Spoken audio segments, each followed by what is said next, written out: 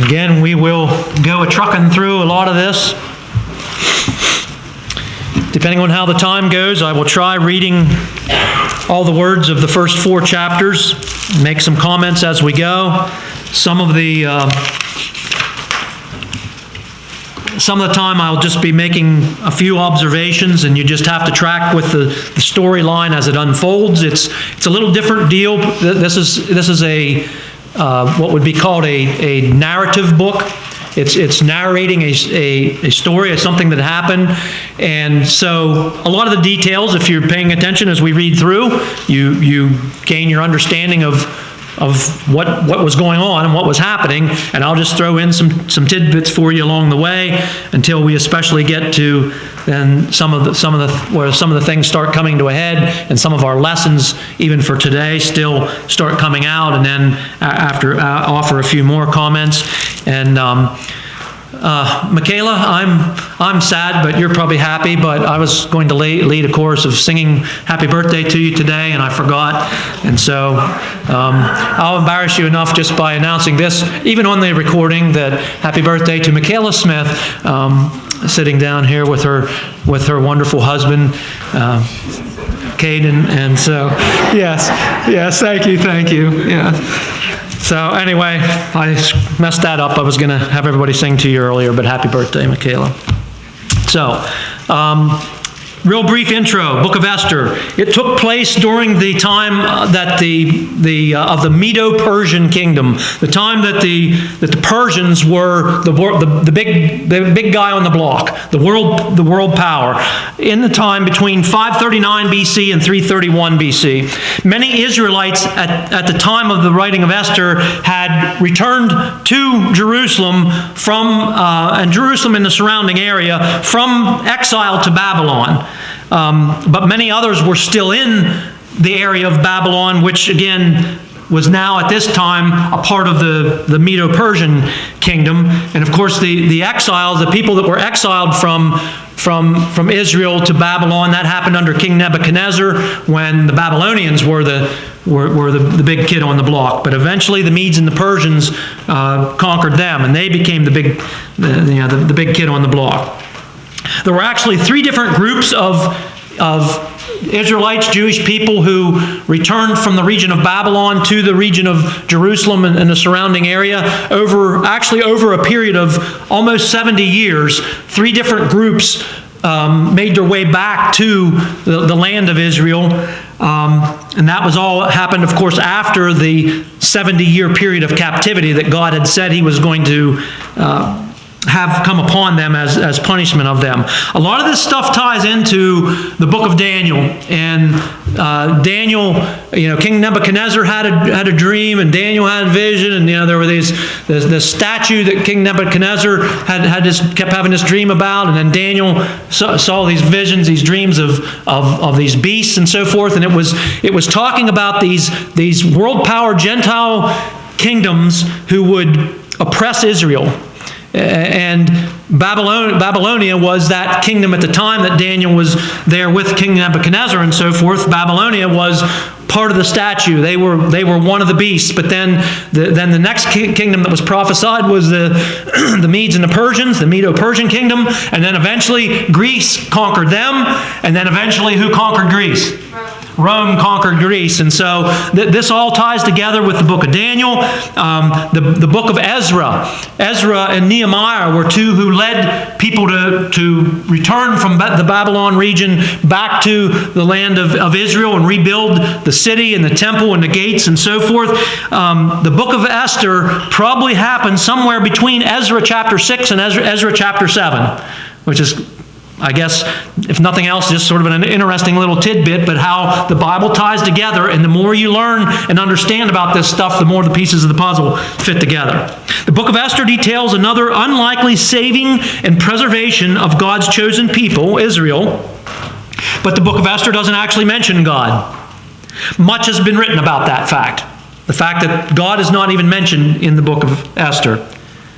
Much has also been written about the implied sovereign involvement of God in the book of Esther, that God was indeed at work behind the scenes.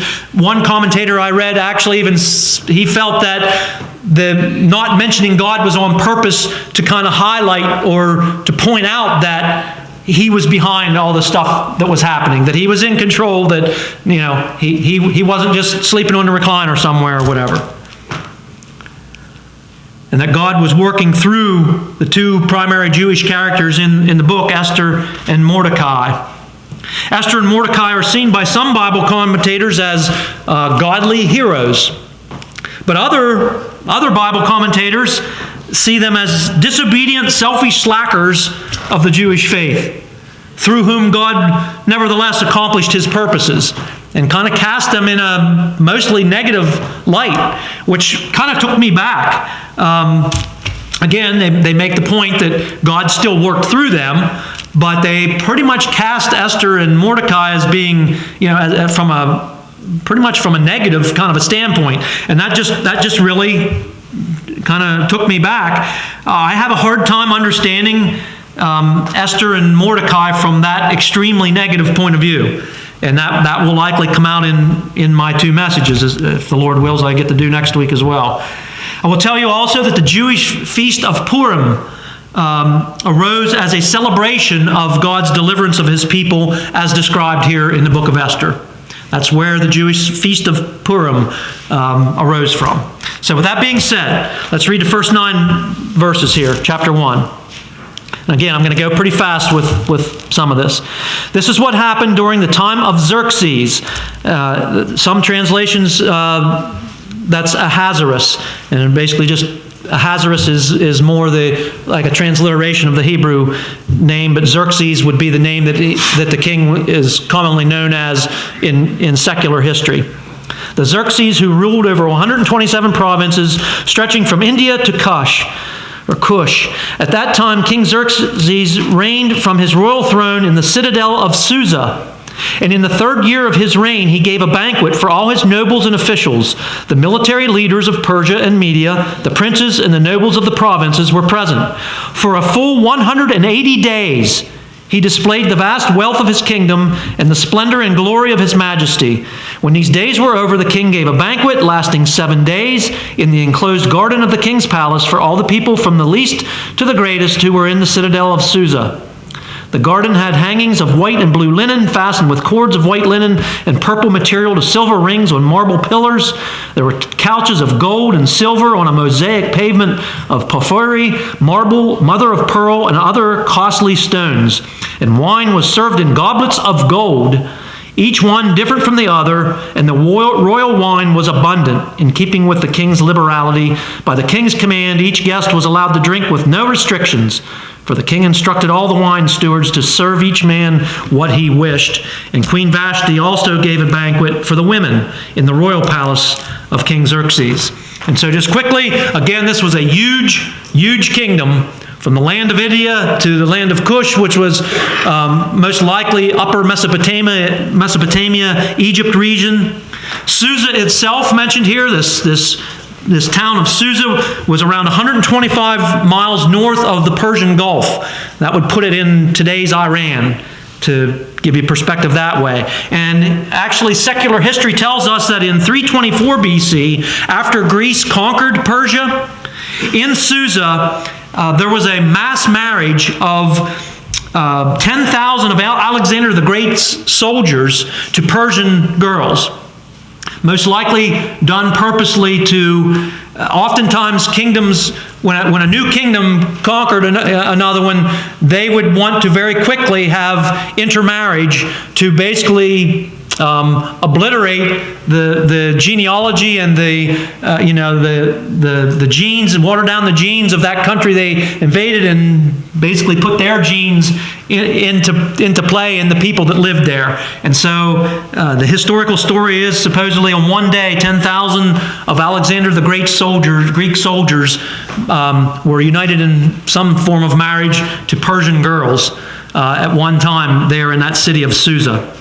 Some believe that this great banquet and gathering that is described in these verses was for the purpose of Xerxes drumming up support for and making plans for his eventual ill-fated attack of Greece.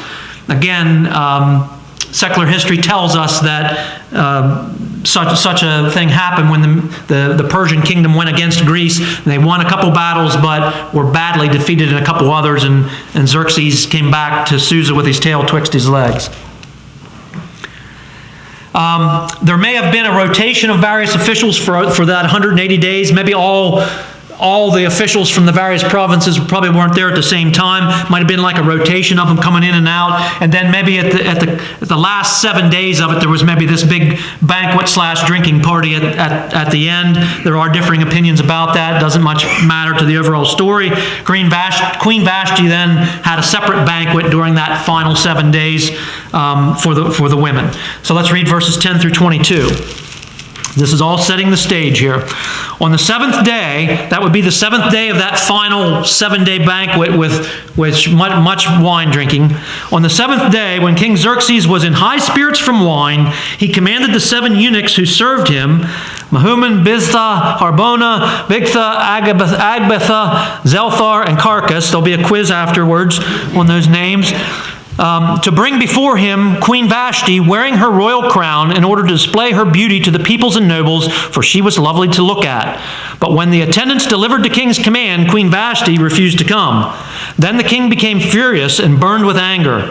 Since it was customary for the king to consult experts in matters of law and justice, he spoke with the wise men who understood the times and were closest to the king. And I'm not going to bother saying all their names. The 7 nobles of Persia and Media, who had special access to the king and were highest in the kingdom.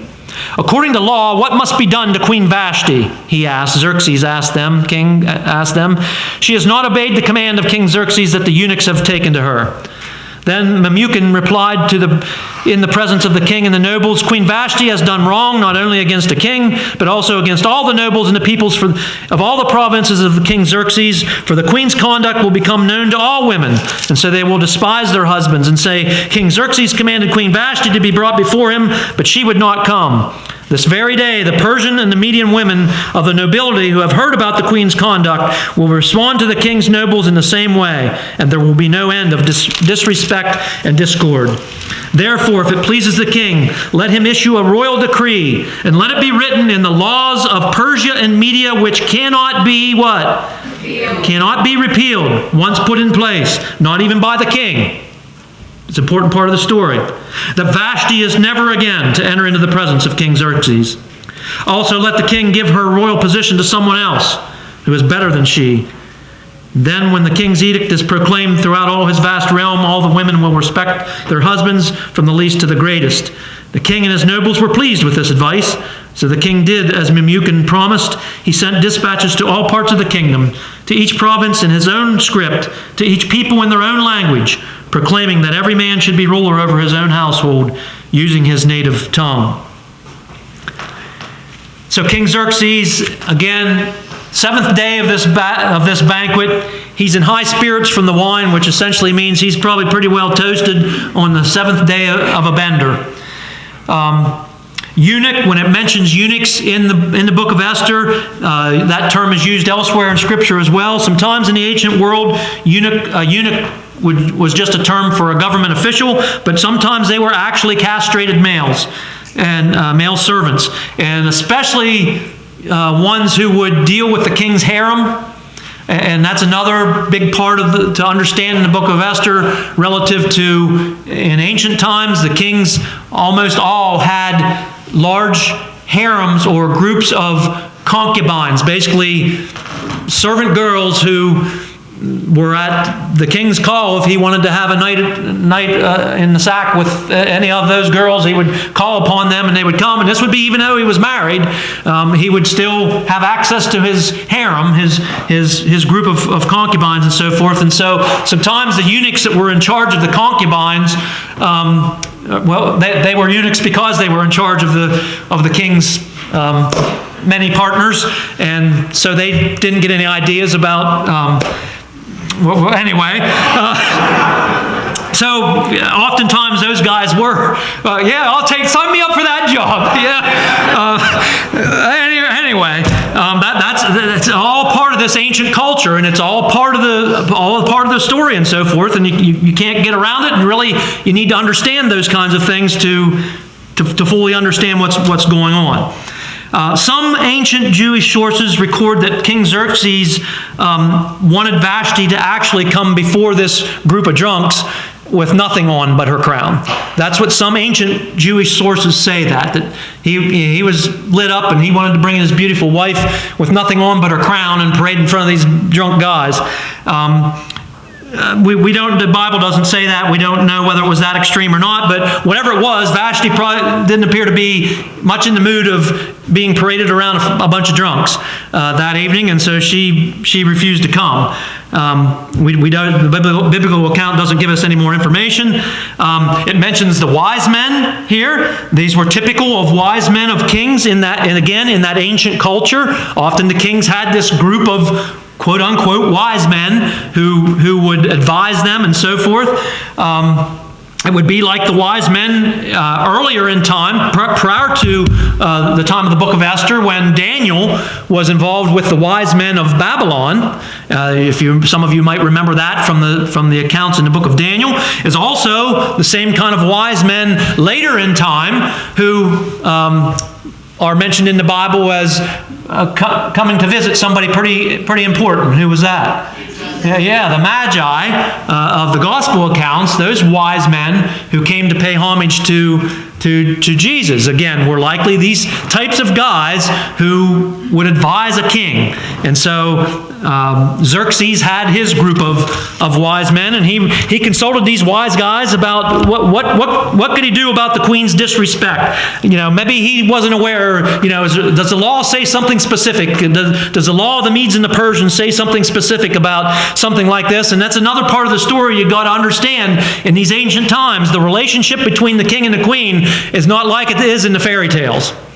In the fairy tales, the king and the queen are always arm in arm and, living life together and ruling over their subjects, together and everything. In the real world, in the ancient world, the queen was often not much more than the favorite concubine, or maybe the one whose children that would be born of the king would have official designations in the king's kingdom, whereas the kids of the concubines would not.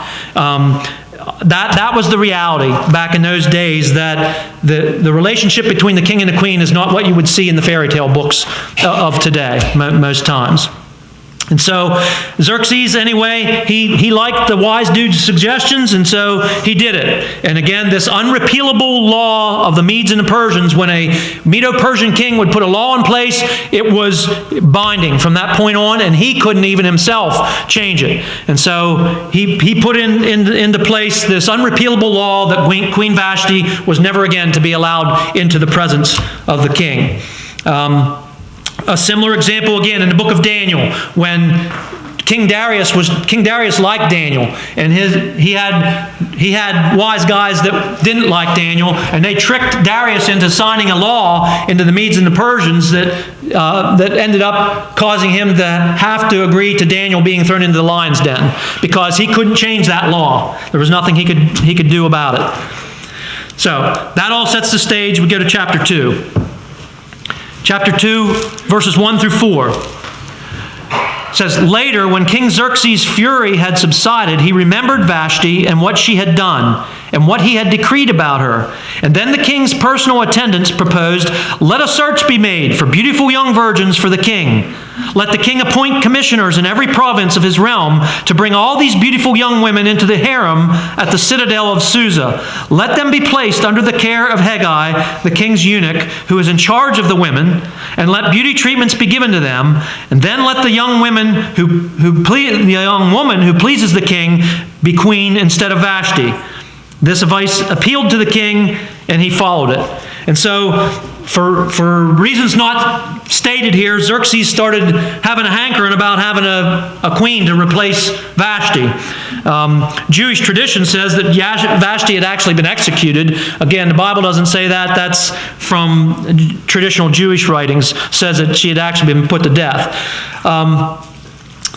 I will tell you that between the time that Xerxes banished Vashti, his queen, from his presence, and the time of this stuff happening where Esther ends up coming to be his queen, there were 4 years that passed, and during that time was whenever Xerxes suffered the military defeats to Greece. Xerxes had put together this plan and went out and tried to conquer Greece, and like I said, had a couple victories. His father had actually lost a major battle to the Greeks as well. Doesn't matter, I was just going to say the name of the battle. I can't think of it right now, but anyway, that 4-year period was when those defeats of the Persian army happened, and again, they ended up coming back to their land with their tails between their legs. Xerxes' personal attendants, again, probably the wise men, came up with this idea then, since the king's starting to pine about, wanting to have a queen again or whatever, and the wise guys came up with this idea to scour the kingdom for beautiful young virgins to be brought in and let the king choose among them for a new queen. And Xerxes says, sounds like a plan. Sounds like a good idea to me. And so I will point out right now that a lot of the information that I've read in the past and even in this week, if women would have been solicited, oftentimes it's like it's Cinderella, I guess, where all the women want to, they're trying to fit the slipper on, right? Is that Cinderella? Is that the right fairy tale? And so and all the women are lining up to be the prince's bride or whatever. But I mean, this is a deal where the king's going to bring in, they're going to bring a bunch of these women, and he's going to take turns sleeping with them, and he's going to pick out one that he's going to make king, and then I'll tell you later what happens to the rest of them. But it's not like whenever they went around and they started finding beautiful young virgins, that the beautiful young virgins or their families had much of a say in whether they went or not. If the people that were going to find these women for the king said, yeah, you're going to come, they come. It wasn't a kind of thing where they had a choice in the matter. That was generally the way it worked. Welcome to life in 480 BC. Verses 5 through 7 in chapter 2. Now there was in the citadel of Susa a Jew of the tribe of Benjamin named Mordecai, son of Jair, the son of Shimei, the son of Kish, who had been carried into exile from Jerusalem by Nebuchadnezzar, king of Babylon, among those taken captive with Jehoiakim, king of Judah. Mordecai had a cousin named Hadassah, whom he had brought up because she had neither father nor mother. This young woman, who was also known as Esther, had a lovely figure and was beautiful. Mordecai had taken her as his own daughter when her father and mother died. And so these Jews, for the first time, are introduced to the story. Mordecai and his cousin Esther. Her Persian name was Esther. Her Hebrew name was Hadassah. Mordecai's great-grandfather, Kish, who was mentioned here in this narrative, had been among the exiles, the original exiles from Judea to Babylon. Some believe Mordecai at this point was an official in the government in Susa there. And there's other things in the story that would point to the fact his access to the king's gate and some stuff like that he very well may have become like some kind of an official there in the government in Susa. It says, Esther, it says it was gorgeous. It's kind of interesting. I looked at various translations how it says this. It's essentially saying she's got a great looking face and she got a great body. That's essentially what it's saying. And the different Bible translations say it in different ways. But that's, I think this translation reads, I think she's lovely in form and features. And so, in any case, Mordecai had adopted her apparently after her parents died, or maybe they were killed, or however that happened. But Mordecai, who was her cousin, yet an older cousin, and he ended up caring for her after the death of her parents. Verses 8 through 11. Again, a lot of this is just background to get to the main point. When the king's order and edict had been proclaimed, many young women were brought to the citadel of Susa and put under the care of Hegai. Esther was taken to the king's palace and entrusted to Hegai, who had in charge of the harem. She pleased him and won his favor. Immediately he provided her with beauty treatments and special food. He assigned to her 7 female attendants selected from the king's palace and moved her and her attendants into the best place in the harem.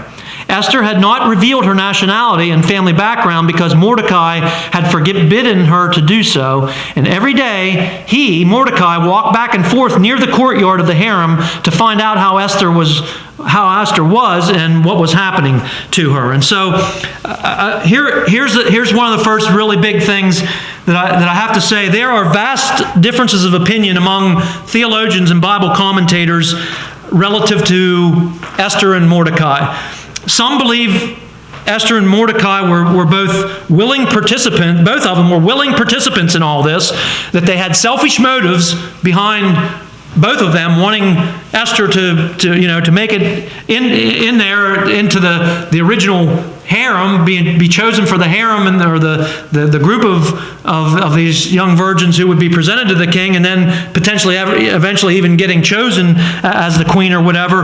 Many commentators I found they feel that they present them in a very negative light, like I had said earlier, and that they were willing to sin against God to, in their eyes, accomplish something that they wanted, for her to end up becoming, the queen. But as I said before, I really have a hard time seeing it that way, especially based on what is actually written in the biblical account, as well as based on what I've read and understand about the lives of concubines, and how even this would all wash out if she didn't end up becoming the queen, and what that would mean for her future and so forth. Other commentators, as I said before, other commentators they present Esther and Mordecai in not nearly such a negative way, and that there wasn't much they could do about this situation, and that would be my understanding from the way I would understand things like this would normally go down. It wasn't something that you would volunteer for. It was, they would make searches, and when they found ones that they wanted, they were taken, whether they wanted to go or not. And it wasn't pick me. That it just wasn't that type of a thing. In the end, whichever way it was, I think we need to focus on the overall theme of God's involvement in preserving His people Israel and accomplishing His purposes, yes, in and through Mordecai and Esther. Also, I'd say, even if Esther and Mordecai had some selfish ambitions and did deliberately sin against God in some ways, which, again, some point out that she would have known that she would end up having to first of all sleep with the king, before she was his wife, if she would ever be, which God would have frowned upon. And secondly, if she did become his wife, she would be marrying, if she did become his wife, she would end up marrying a pagan, which again God frowns on. And so that's where the commentators that take the negative view of them say she knew all this, but she wanted to do it anyway so that she could get something out of it. And that's hard for me to see.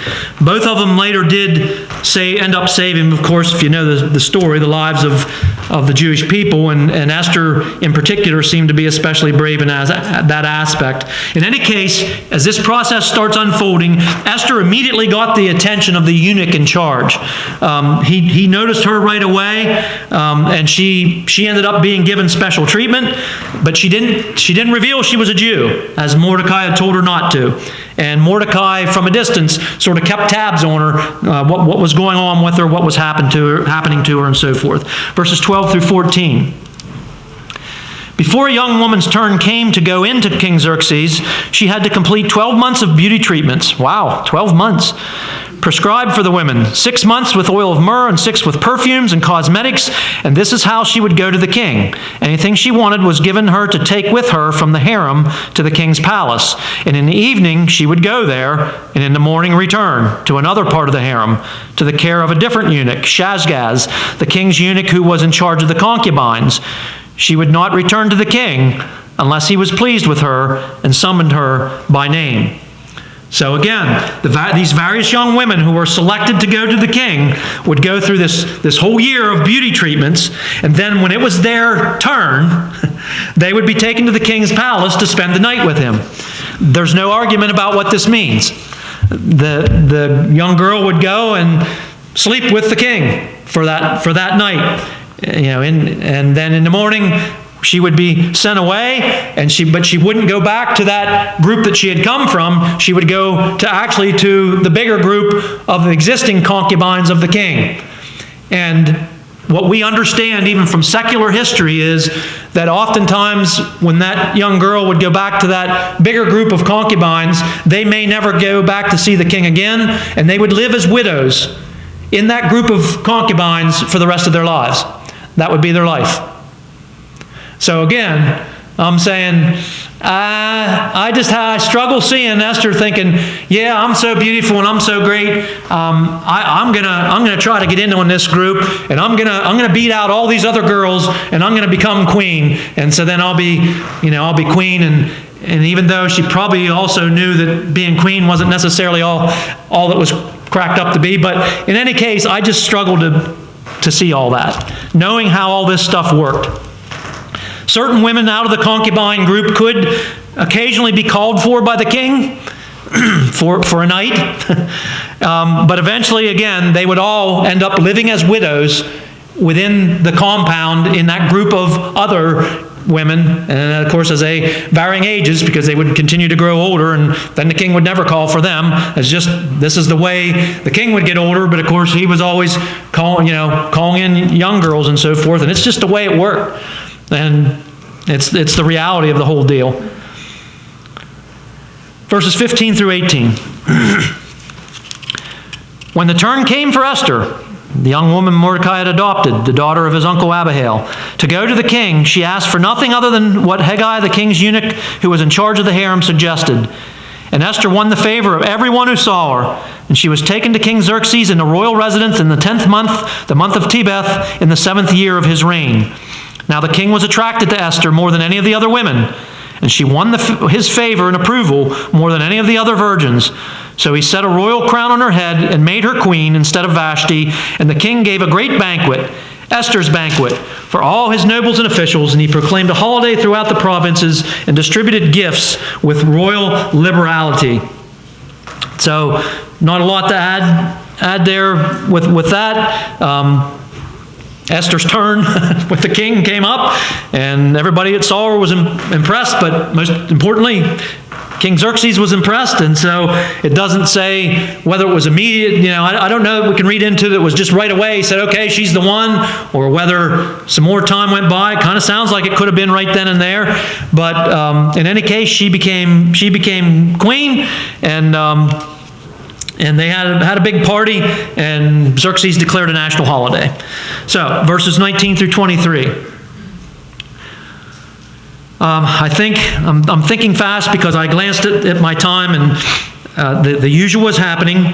I think what I'm going to do, of course, I know all of you have at least read through this at least once this week, since I told you this was what we were going to be in. So I know you've already read this. Let me just summarize the rest of chapter 2 real quickly here. It mentions Mordecai sitting at the king's gate. Mordecai hears about an assassination plot against the king, and he lets Esther know, and Esther tells the king, and so Mordecai ends up saving King Xerxes' life, essentially.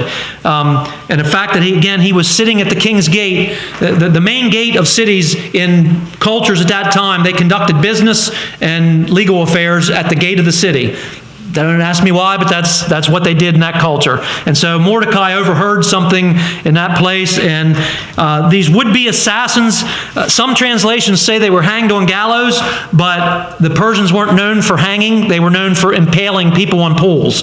And it's probably a matter of the translation of the Hebrew and so forth, but most likely these would-be assassins were impaled upon poles and hung there till they died, and usually they would let them hang there sometime after that too, as a detriment, to show everybody you do wrong, this is what happens to you. And so this might be even one of the places in the book where, Mordecai just happened to be in the right place at the right time to overhear this and, have this opportunity to save the king, and it ends up getting documented that he did so, and some would believe, maybe God had a little something to do with that. That Mordecai just happened to be in the right place at the right time to, play this role in saving the king's life, and that comes up later on in the story, not till next week. chapter 3.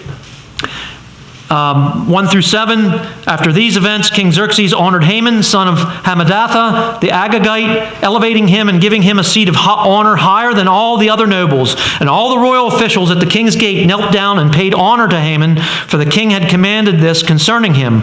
But Mordecai would not kneel down or pay him honor. And then the royal officials at the king's gate asked Mordecai, "Why do you disobey the king's command?" And day after day they spoke to him, but he refused to comply. And therefore they told Haman about it, to see whether Mordecai's behavior would be tolerated, for he had told them he was a Jew. And when Haman saw that Mordecai would not kneel down or pay him honor, he was enraged. Yet having learned who Mordecai's people were, he scorned the idea of killing only Mordecai, and instead Haman looked for a way to destroy all of Mordecai's people, the Jews, throughout the whole kingdom of Xerxes. And in the 12th year of King Xerxes, in the first month, the month of Nisan, the pur, that is the lot, was cast in the presence of Haman to select a day and a month. And the lot fell in the 12th month, the month of Adar.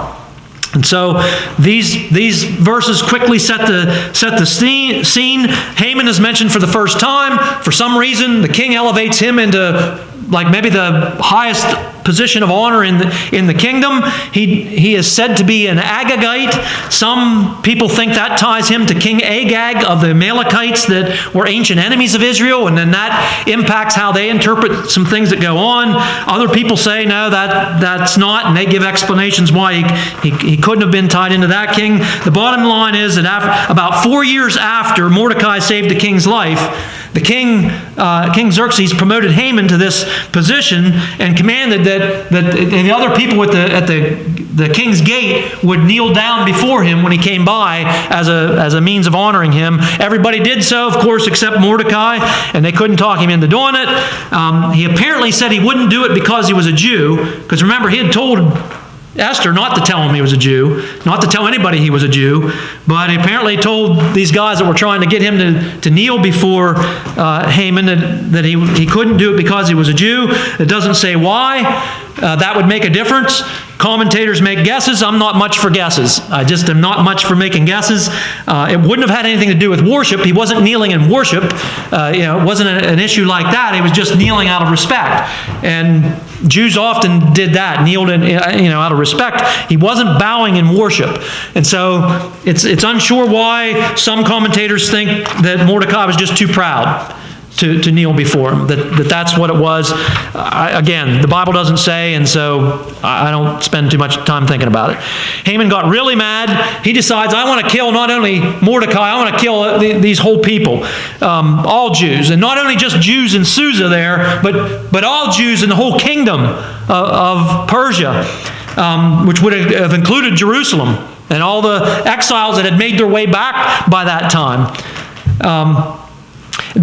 So he cast this pur, it's called, and it was like rolling dice or drawing straws or whatever to determine an exact time when he would propose to the king to have all the Jews killed. And that came up again on the 12th month. It seems that Haman must have already hated the Jews for some reason. He did tell the king later that, they have different cultures than ours, and they keep themselves separated from us, and they don't do what we do, and all that kind of stuff. It seems like maybe other people didn't like them either. And you say, well, why do people hate? I don't know. Why do people hate? Why people that are just different than they are or whatever, but it's always been that way. And so, again, I'm going to do some summarizing here because of time. I can't believe it's taking this long. Verses 8 through 11, it talks about, it doesn't take Haman long to talk Xerxes into following through with his plan. Haman offered Xerxes, Haman even offered, he must have really been wealthy, because he offered King Xerxes a ton of money to help pay for this kingdom-wide extermination of Jews. He offered him what in today's money would be millions of dollars. Xerxes said, no problem. I don't even need your money. You can do it. Do whatever you want to do with the people. Exterminate an entire ethnic group of people. No problem. Have at it. Aren't human beings great, right? Not even a second thought. And of course, afterwards, they even tilted back a few long, tall glasses of wine and talked about how great it was that they were going to exterminate this ethnic group of people. Then it goes on to say that, the orders were wrote up, sent out to all the provinces, that all the men, women, children, everyone, all the Jews were to be killed.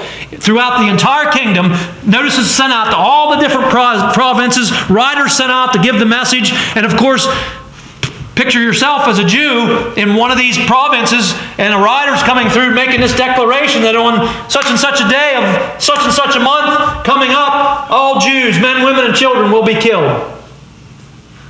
And you're a Jew and you have nowhere to flee. The Persian kingdom is huge. There's no reasonable way you can flee anywhere to get away from this. They've told you the day you're going to die, that you're going to be killed, and that you can't. You're a minority people among, this big kingdom. There's no way you can resist it. There's no way you can resist the government one way or the other, the Persian army and government.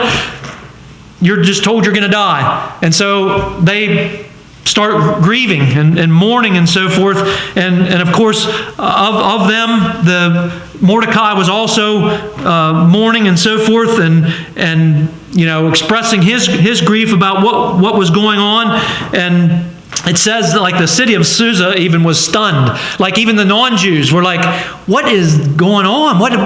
This declaration that all these people, they're just going to kill them all on this certain date. What the heck is going on? And meanwhile, it says Haman and King Xerxes, they're still tossing back wines, and saying what a great day it is. You get into chapter 4, and it starts talking about Mordecai's public mourning and wailing was noticed by some of her servants, because they knew the connection between the two of them. And so they run up and they tell Esther, hey, your relative there, or whoever this guy is, and he is crying and wailing, and he's walking around with sackcloth on and torn clothes and dust on his head, and what the heck's something's wrong with him, and so Esther, she sends people out to Mordecai to try to give him some clothes, actually, to put on. And Mordecai says no. And Mordecai actually sends back a copy of this decree that was sent out, a copy of the death sentence for all Jews, and says, you take this to Esther, explain to her what's going on. Esther apparently didn't even know anything about it. Again, it's not like the king shared the details with her over dinner or whatever. We're going to see later on here that she hadn't even seen the king for 30 days, hadn't been called into his presence. She couldn't even go into his presence of her husband unless he called her in. That's just, again, the way it was. But so Mordecai sends this stuff to the servant back and says, you show Esther this stuff. This is what's going on. And he says, tell her she needs to plead with the king for the lives, for our lives and the lives of her people. And so the servant goes back and tells Esther this stuff, shows her the death decree and so forth. Also, obviously Mordecai revealed to the servant that Esther was a Jew, because he said, tell her to go beg for the lives of your people, Esther's people. And the servant knew that they were exterminating the Jews, so now they know that Esther is a Jew. And apparently Mordecai felt at this point that needed to be made known one way or the other. So then Esther sends the servant back to Mordecai, tells him something he probably already knows, that by law, whoever came into the presence of the king without him asking them to come, what would happen to them? They would be killed. Unless he granted forgiveness for their intrusion. But that was no guarantee. And apparently it was not even a guarantee. First of all, the law would apply even to the queen. And there was no guarantee that he would not even be bent out of shape because the queen came when he didn't invite her. And she told Mordecai here, he hasn't called me into his presence for 30 days. I haven't seen him for 30 days. He may have been on a fling with one of the concubines. He may have just been starting to lose interest in Esther. He might have started, just getting irritated with her. We don't know. He hadn't spoken to her and hadn't called her into his presence in 30 days. And so Esther's telling Mordecai, I go do this, I can end up dead. I haven't seen him for 30 days. I don't know that he's going to take kindly to me, coming to him this way. Well, that gets us down to verses 12 through 14, and I'm going to read them because we're almost to the end here for today. But verses 12 through 14, some of the most important verses in the book. Chapter 4, verses 12 through 14. When Esther's words were reported to Mordecai, he sent back this answer: "Do not think that because you are in the king's house, you alone of all the Jews will escape. For if you remain silent at this time, relief and deliverance for the Jews will arise from another place, but you and your father's family will perish. And who knows but that you have come to your royal position for such a time as this." So, again, this is one of the most important passages in the whole book. Mordecai believed that Esther, one way or the other, was not going to be spared in the death sentence of Jews. He believed that he had obviously revealed that she was a Jew. I think he figured that Haman was going to find out one way or the other somehow that she was a Jew. Maybe he figured she'd say something if she started hearing about all the Jews being killed. She would find out Mordecai got killed or whatever. And I think Mordecai figured, this law of the Medes and the Persians this law was signed into effect by the king, that all the Jews would be killed, no exceptions, men, women, and children, that he couldn't get around having his own queen killed.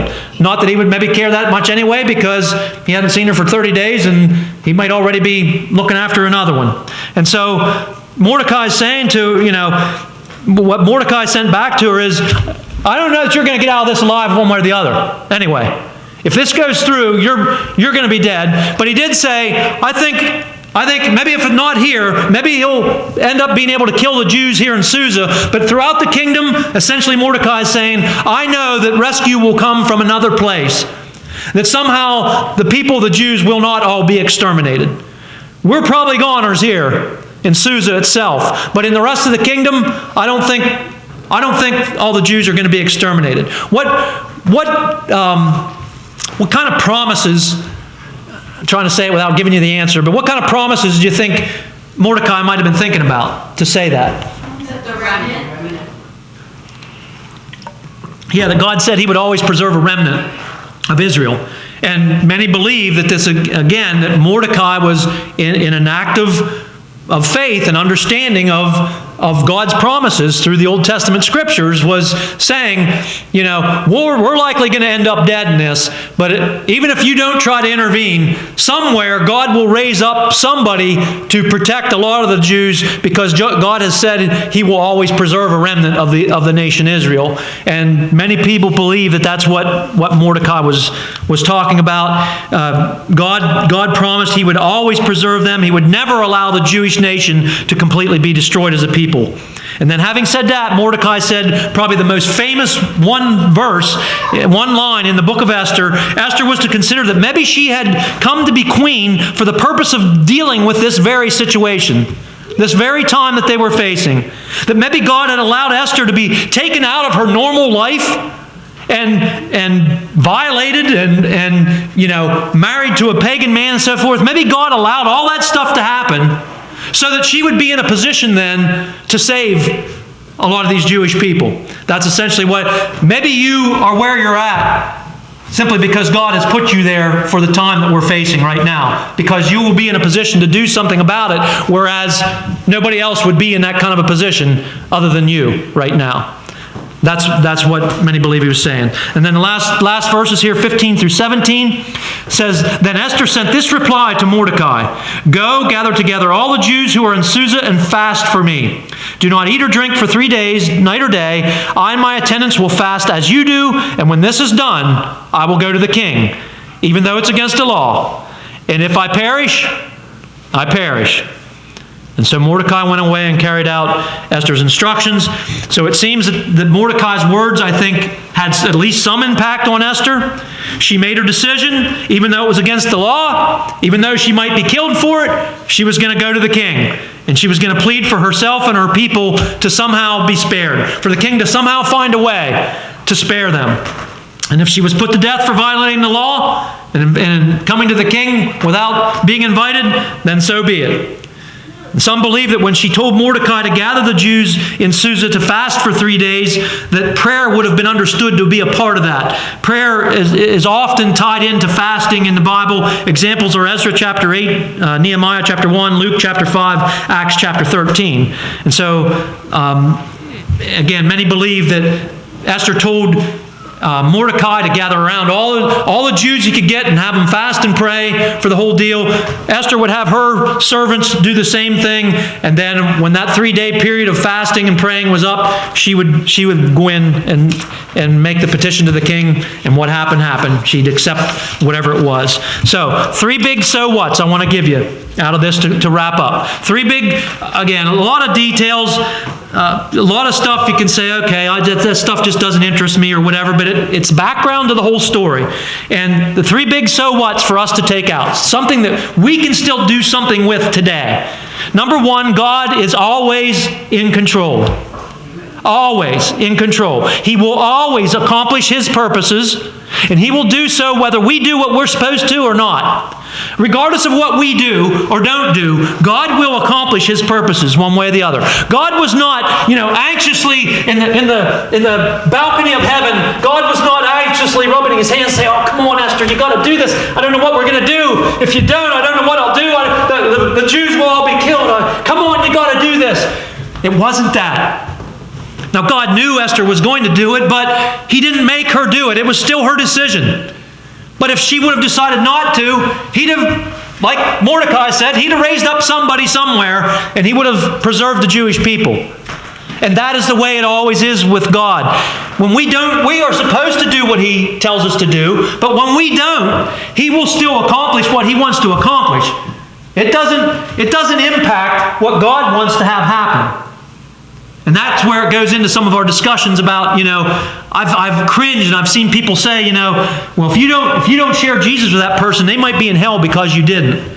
No, if God's going to save that person, He'll raise up somebody to tell them. But that doesn't change the fact that you are supposed to tell them. And you will stand accountable if you don't. But God is not stymied. God's like, well, they didn't tell him, Ashley didn't tell that person about Jesus, so now I can't save him. That's not the way it works. God will still accomplish what He wants to accomplish, whether we do what we're supposed to or not. But that doesn't mean we're not accountable for not doing what we're supposed to. Number 2, obviously God could have prevented Esther from being taken into the king's harem. But God allowed Esther to be in that situation she was in to accomplish His purposes. He allowed that to happen so He could use Esther to save those Jewish people, which we're going to hopefully see next week that, of course, He did. Do you think that it's any different with us? Do you think it's any different that God allows us to be in some positions that we really don't want to be in? That we wouldn't choose to be in? That are not good positions? That maybe even are really painful, sad, hurtful positions. But that God allows those kinds of things to happen to accomplish His purposes in us and through us. To accomplish what He wants to accomplish in us. And again, God has accomplished far more in me through negative situations than positive ones. But not only accomplish something in me, but accomplish something through me. And it's the same for all of us. That God will allow certain things to happen in life, and a lot of them are not good. But God will accomplish something in you in the midst of it, and He will also accomplish something through you to the world in the midst of it as well. That is another major takeaway, so what, from all of this. God is always at work in our lives. Many times the situations aren't good, yet in the midst of them we can say, I am in this situation for such a time as this. We can say that, just as Mordecai said to Esther. There is divine purpose behind what I am going through at any given point in time. God is accomplishing His will in my life, even whenever I can't understand the whys. Number 3, lines in the sand are often drawn for us, as they were for Esther, and if you didn't figure it out yet, why the real-life Christianity moment I shared about the Alamo, the line in the sand, the lines in the sand are still drawn for us as they were for Esther. Esther stepped across the line, right? The line was drawn. She said, I'll do it. I'll step across. Whatever the consequences are, I'll do it. The question is, will we? Will we step across the line? Our situations usually are not going to be as dramatic as Esther's. Our situations usually won't be as dramatic as they were at the Alamo. But I want to tell you, they're still very important. They're important in our lives, and they're important in terms of what God is accomplishing in and through us as we walk with Jesus day to day. In our situations daily, and this happens daily. Again, many of them are not huge deals, but every day we face decisions. Are we going to step across that line and live like Jesus says to live? Or are we going to say, I think I'll just lay back on this side of the line, on this one? Every day we have to make those kinds of decisions. Will we step across our line in the sand? Remember, if we do, we can say these words that we're going to sing. Be still, my soul. The Lord is on your side. Bear patiently the cross of grief or pain. Leave to your God to order and provide. In every change, He faithful will remain. Be still, my soul. Your best, your heavenly friend, through thorny ways, leads to a joyful end. Be still, my soul is a closing hymn, number 712. 712. Please stand there and turn there and stand as we sing.